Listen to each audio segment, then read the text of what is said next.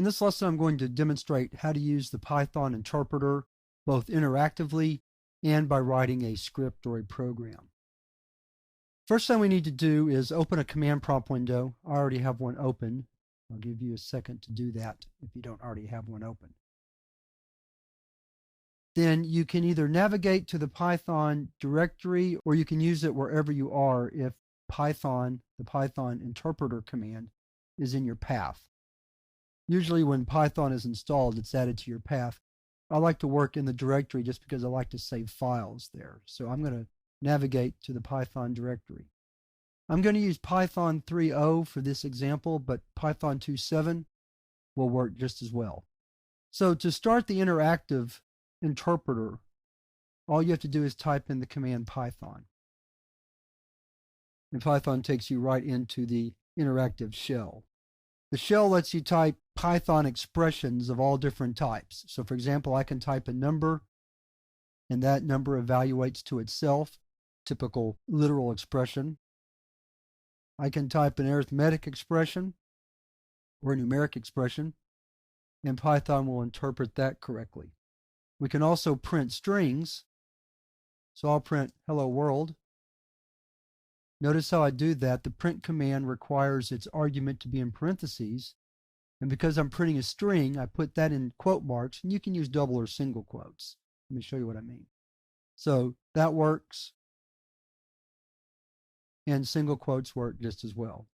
We can also do fancier things in the interactive shell. For example, I can assign a range to a variable.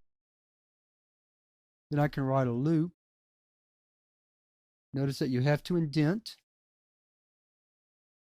And then if that's all I want in my loop, I hit enter once and then leave a blank space. And then notice on the second enter, it lists my numbers 1 through 10, which is the range I defined in this range statement right here.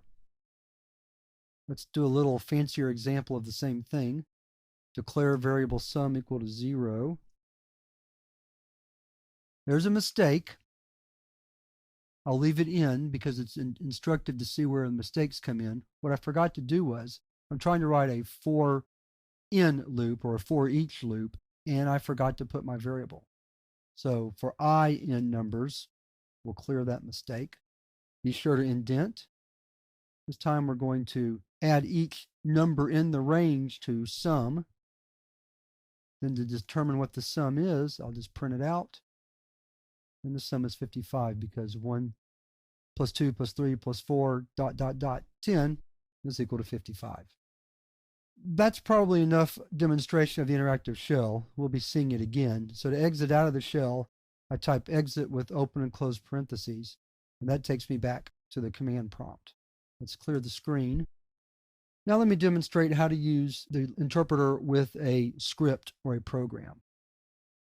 So we're going to write a program to sum the numbers 1 through 10 in a loop just like we did. So we're going to call that program or script loop.py. I should mention that I'll use the terms script and program interchangeably, and a script is a program and a program is a script. So either one works fine. Notice that Python programs or scripts have to have a .py extension. That's how the interpreter recognizes that it's a Python program. So there's the program. Let's erase it so we can build it again. Let me put that notepad screen in full view here. There we go. All right, so what we're going to do is we're going to essentially rewrite that program. So sum equals 0, numbers equals range 1 to 11 for I in numbers. And notice that we use a colon to indicate the beginning of the loop body. We'll be discussing that more in the course. Then we're going to say sum plus equal I to add each value of numbers to the sum. And notice that to indicate the body of the loop that we indent. So here I indented 3 spaces. You can pick the indentation that you choose. Then once we're done, we type print sum, and that will display our sum. So we click File, Exit, and Save to save the script. We can type loop.py, and the Python interpreter is automatically loaded. Or if for some reason Python is not in your path, you can type Python loop py as long as you're in a Python directory and get the same result. So that's our overview of using the Python interpreter. We'll be using it more in these review lessons, and you'll get a better feel for how it works. But I do encourage you, if you don't have a lot of Python experience or experience with interactive shells, to play around with the shell quite a bit to get comfortable with it. Even though I'll be writing programs or scripts primarily in this course, there are a couple of occasions where I use the interactive shell, and it'll help you follow the lessons better if you already have some experience using the shell. But with that, we're ready to move on to the next lesson, where I'm going to discuss how Python works with variables and data.